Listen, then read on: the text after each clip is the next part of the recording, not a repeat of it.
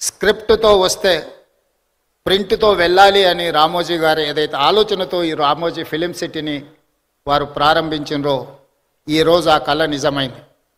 ఎవరైనా సినిమా తీయాలి అని అనుకుంటే స్క్రిప్ట్ తీసుకొని రామోజీ ఫిలిం సిటీ కాంపౌండ్లోకి వస్తే ఈరోజు ప్రింట్ తీసుకొని బయటికి వెళ్ళేంతగా అన్ని రంగాల నైపుణ్యాలను ఇక్కడ వారు కేంద్రీకృతం చేశారు.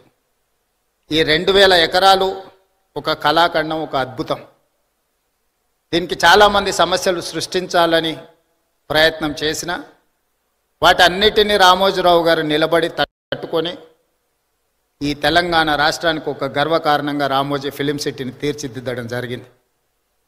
అదేవిధంగా పత్రికా రంగంలో ఈనాడు పత్రిక 50 సంవత్సరాలు పూర్తి చేసుకున్న సందర్భంగా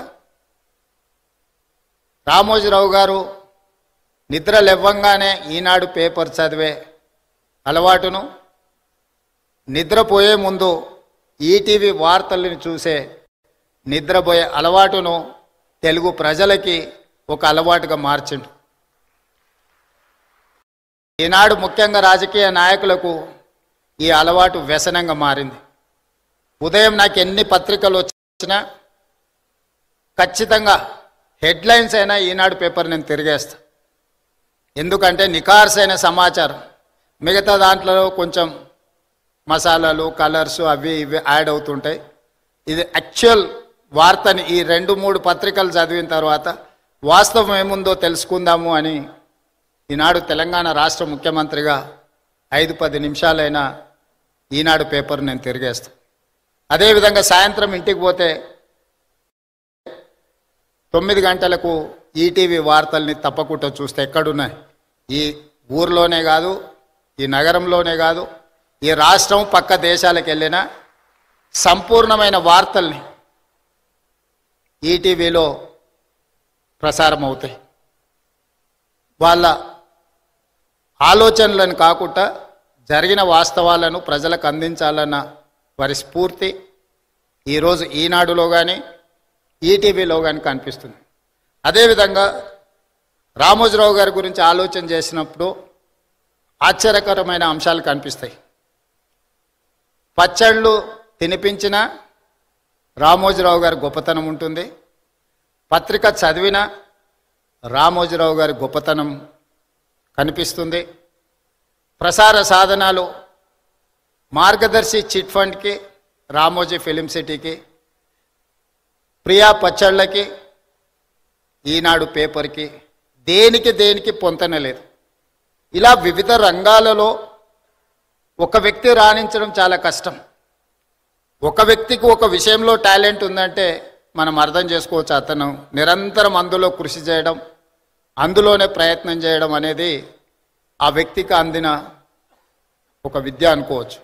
కానీ రామోజీరావు గారు ఏ రంగంలో ప్రవేశించినా ఆ రంగంలో నెంబర్ 1 ఉండడానికి వారు నిరంతరం, నాకు తెలిసి రోజుకు 18 గంటలు శ్రమించి ఈరోజు వారు ఏ రంగంలో ప్రవేశించినా ప్రతి రంగంలో తనదైన ముద్రను వారు వేయడం జరిగింది.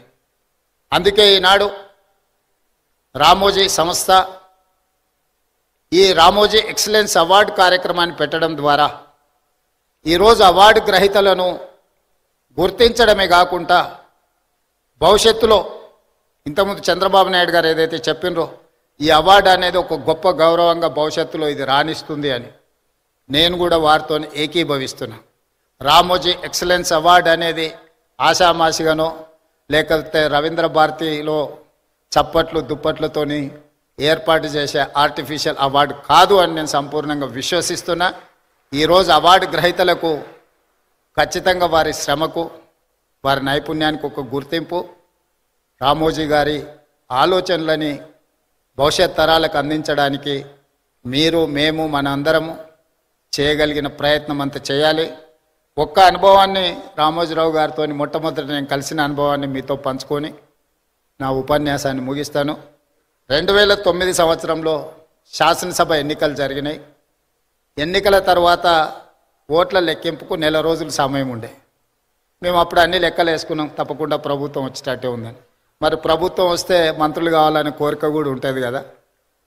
ఈరోజు ఆంధ్రప్రదేశ్లో వాళ్ళు చాలామంది మంత్రులు ఉన్నారు. ఒక నలుగురు మిత్రులను కలిసి రామోజీరావు గారి సమయం తీసుకున్నాం. సార్ మిమ్మల్ని కలవాలనుకుంటున్నాం మేము అని. రాండి అన్నాడు. నలుగురం కలిసి రామోజీరావు గారి దగ్గరకు వచ్చినాం.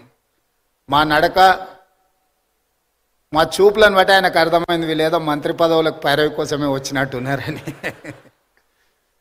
భోజనం పెట్టి కూర్చోబెట్టి, మేము అడగని కూడా అడగలే, వారే మొదలు పెట్టారు రాజకీయాలు, ఆ విధంగా ఎన్నికలు, ఫలితాలు ఏ విధంగా వస్తాయి అనేది విశ్లేషణ ఒక రకము. నేను ఇప్పటివరకు ఎప్పుడు చంద్రబాబు నాయుడు గారికి నేను ఎవ్వరికి మంత్రి పదవి ఇవ్వాలని చెప్పలేదు.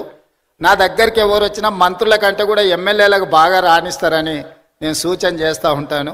మీ నలుగురికి కూడా అదే సూచన అని వారు మాకు, అంటే మా మనసులో ఉన్న మాటను గుర్తించి, అంతకుముందు బయట చాలామంది మంత్రివర్గం అంతా చంద్రబాబు నాయుడు గారు, రామోజీరావు గారు చిట్టి పంపిస్తారు, చంద్రబాబు నాయుడు సార్ మంత్రివర్గాన్ని ఏర్పాటు చేస్తాడని బయట చర్చ జరుగుతుండేది. సరే రామోజీరావు గారు మా నలుగురిలో ఎవరికో ఒక్కరికైనా తప్పకుండా చెప్తాడు అనుకొని మేము వచ్చినాము. వారు రాజకీయ నాయకులకు కానీ ప్రభుత్వంలో కానీ ఇలాంటి సూచనలు ఎప్పుడు నేను చేయను.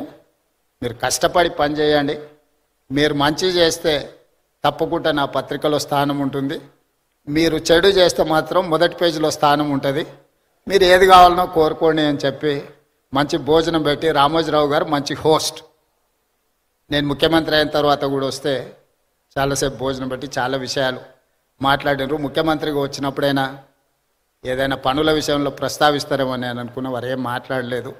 వారు చెప్పిండ్రు ఇది నా బాధ్యత, ఎందుకు సార్ రెస్ట్ తీసుకోవచ్చు కదంటే, నిత్యం నాకు ఈ పనిలోనే ఒక సంతృప్తి ఉంటుంది, ప్రతి పేజు నేను చదువుతాను. అక్కడక్కడ వారు స్పెల్లింగ్ కరెక్షన్స్ ఉంటే కూడా పత్రికలో వచ్చిన ఆ డేటా అంటే మ్యాటర్ని కూడా వారు రౌండప్ చేసి పెట్టి, అందులో ఏం తప్పులు ఉన్నాయో కూడా మార్క్ చేసి పెట్టి వారి టేబుల్ మీద కనిపించింది. అంత నిబద్ధతతోని వారు పనిచేసిండ్రు కాబట్టే ఇంత గొప్ప సంస్థను నిర్మించగలిగినరు. రామోజీ అనేది ఒక పేరు కాదు, ఒక బ్రాండ్. ఈ బ్రాండ్ను కొనసాగించే క్రమంలో మా వంతు సహకారం, మా సహకారం ఏం లేదు, మేము మీకు అన్యాయం చేయకపోవడం మీకు పెద్ద సహకారము. మా ప్రభుత్వం వైపు నుంచి సంపూర్ణంగా రామోజీ గ్రూప్ సంస్థలకు సంపూర్ణమైన సహకారం ఉంటుంది. Ramoji film city, Ramoji ETV కావచ్చు, ఈనాడు కావచ్చు, తెలంగాణకు, హైదరాబాద్ నగరానికి ఒక గొప్ప గౌరవం. ఈ తెలంగాణ గౌరవాన్ని ముందుకు తీసుకువెళ్ళడానికి మా రాష్ట్ర ప్రభుత్వం తరఫున సంపూర్ణమైన సహకారం ఉంటుంది. అదేవిధంగా పెద్దలు వెంకయ్య నాయుడు